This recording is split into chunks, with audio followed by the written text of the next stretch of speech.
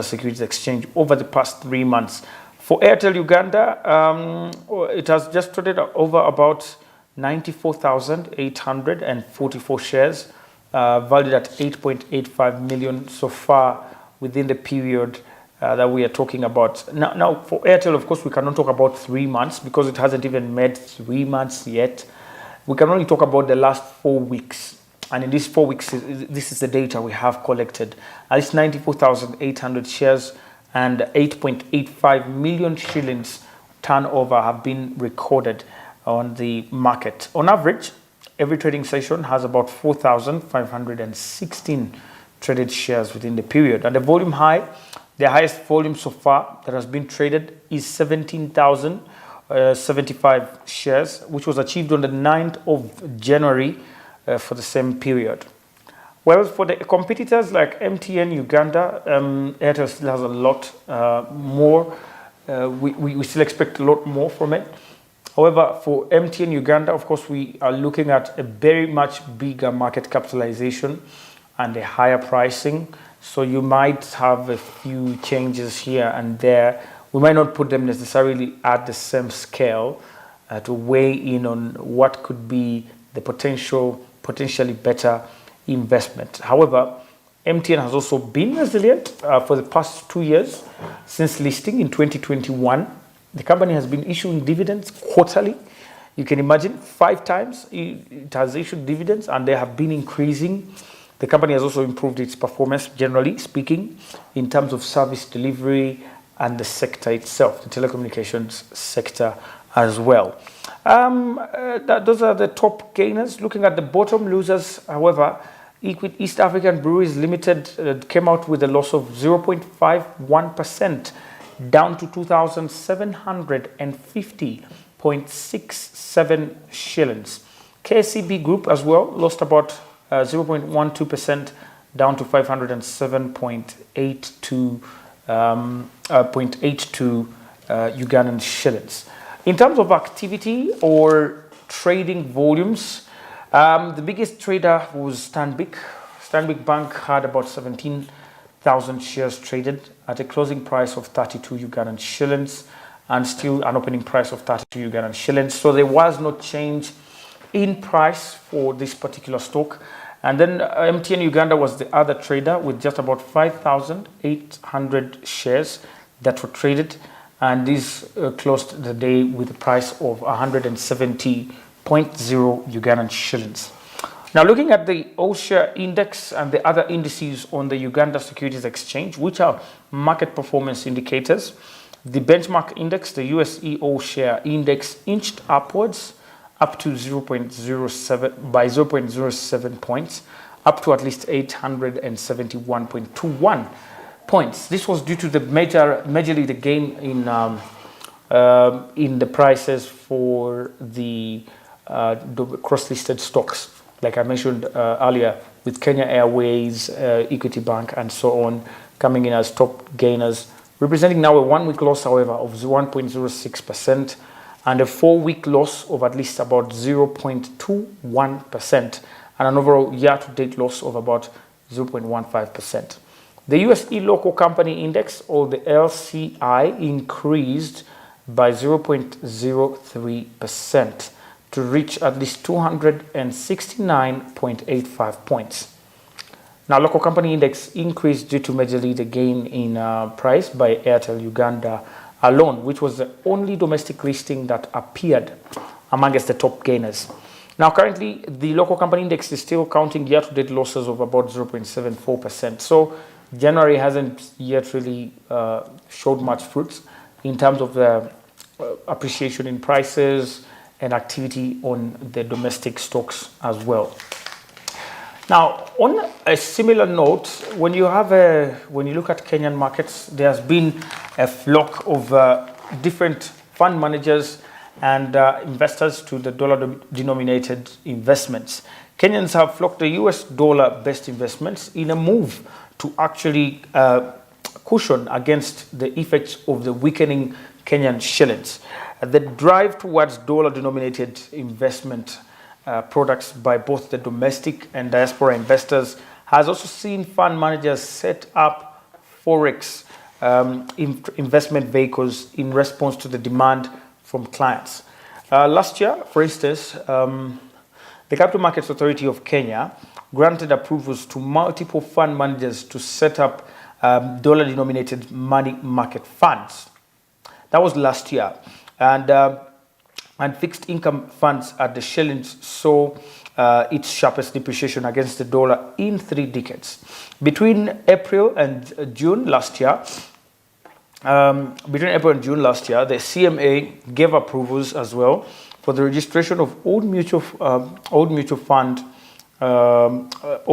Dollar Money Market Fund.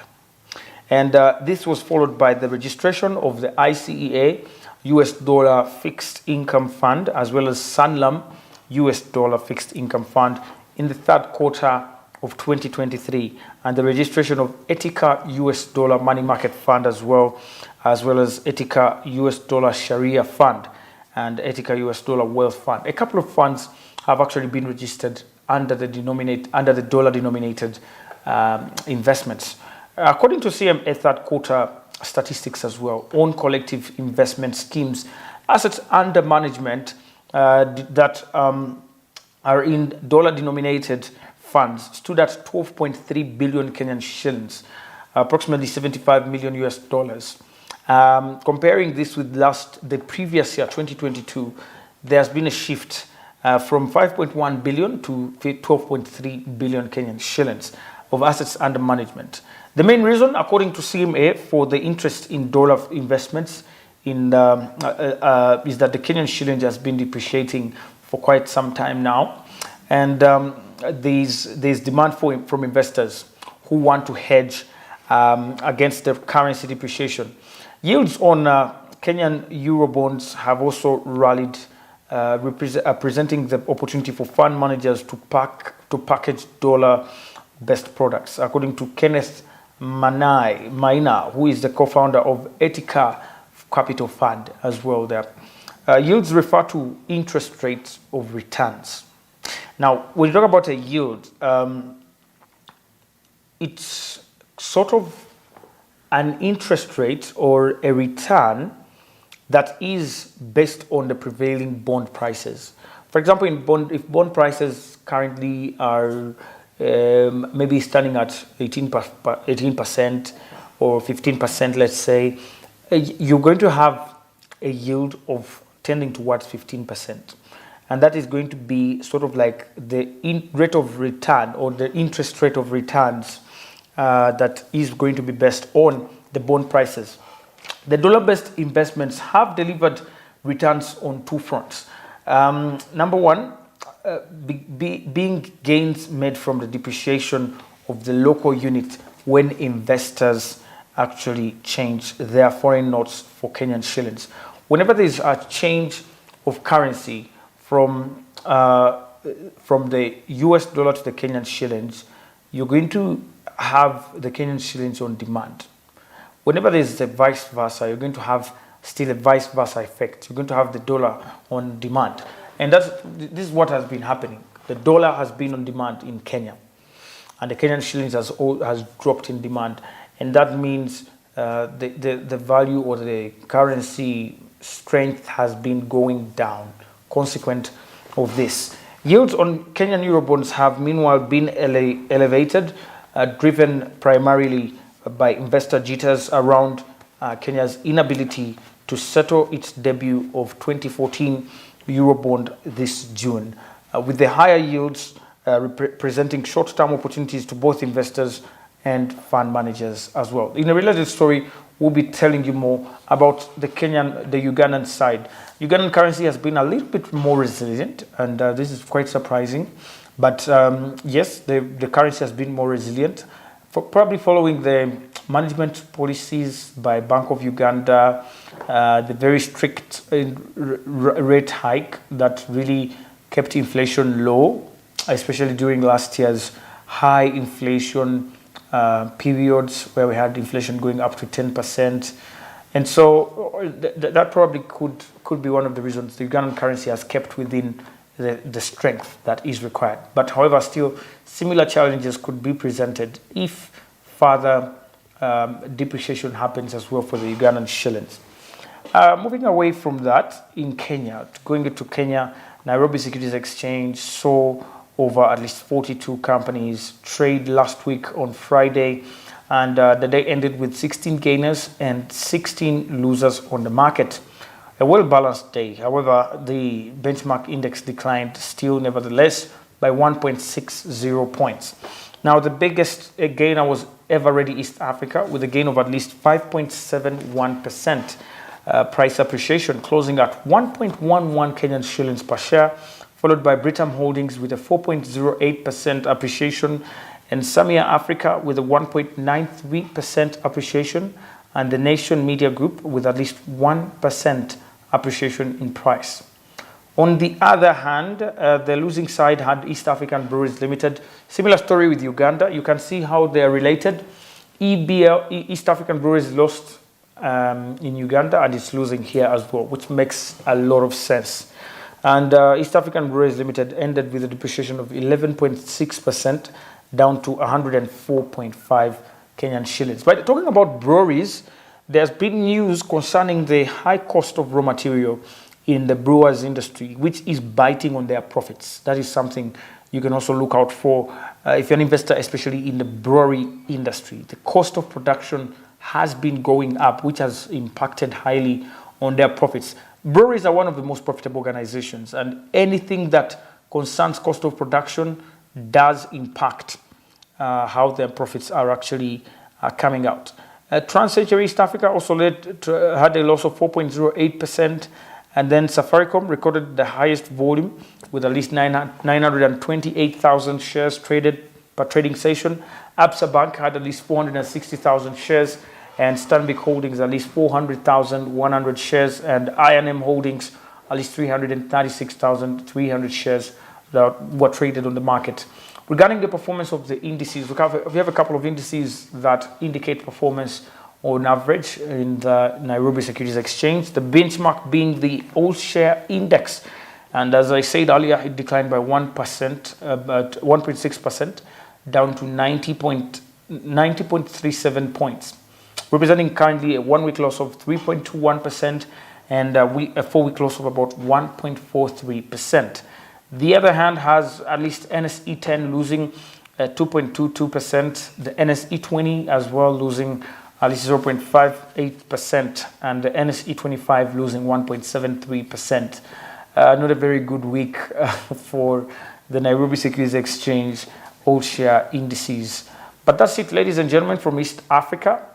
Just moving across the board before we wind up, looking at a week ahead for the US markets. What should we be expecting?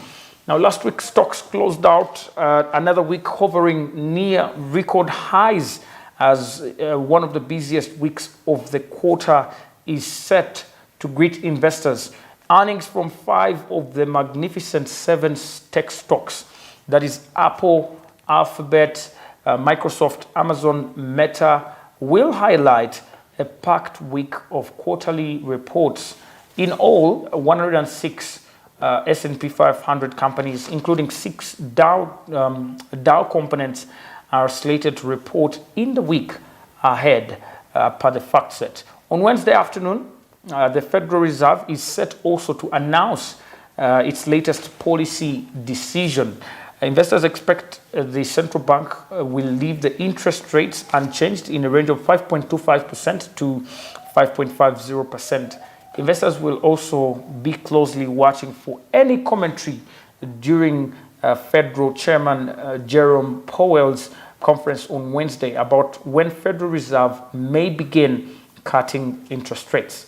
On Friday, the January jobs report is set to also be released, where economists expect a modest tick down in job additions, while the unemployment rate is projected to remain flat at least 3.7%. Elsewhere on the schedule, we have key updates on activity in the manufacturing and services sectors of the economy, as well as the latest data on job openings, highlights of economic side of things as well. Outside of big techs, results from AMD, Starbucks, Pfizer, ExxonMobil and Boeing headline the reporting calendar as well. Stocks will enter the final week of the month near all-time highs. After a rocky start of the year, both the S&P 500 and the Nasdaq are up over 2% so far in January. Meanwhile, the Dow Jones Industrial Average is up by more than 1%. And there you have it, ladies and gentlemen. A lot is happening in the market, and we hope you will definitely keep your eyes on Smart24 TV for your latest information on business and financial markets. Remember, my name is Anthony. Follow us on X or Twitter, former Twitter, at Smart24 TV now, and on YouTube at Smart24 TV Live for more of your latest business content. See you around next time. Have a good day. Bye for now.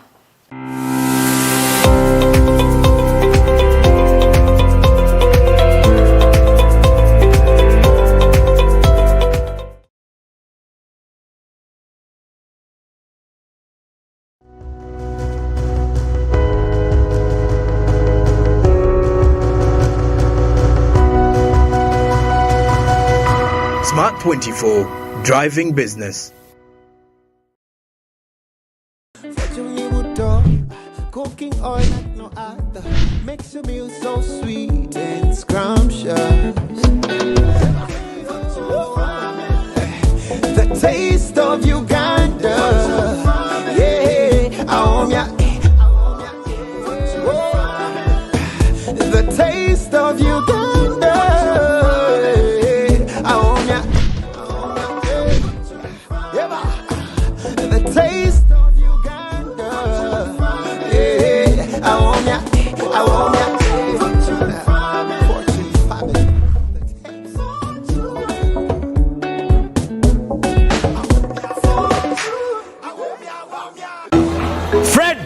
Osmosis. Freddy! Fred Dollar, my boss, CEO Inojo, the general of generals, the conqueror of conquerors, the first and the final, the sky above the skies, the promised land, the terms and the conditions, the international king crocodile, the source of the Osmosis. the Nile. I don't have money today. Just take a polite loan of 200k to stock my shop. The signs and symptoms of success. The bank commander, not the bank teller. Why hassle for a loan when you've got MTN Momo? We're so tingy. Use the Momo app or dial *165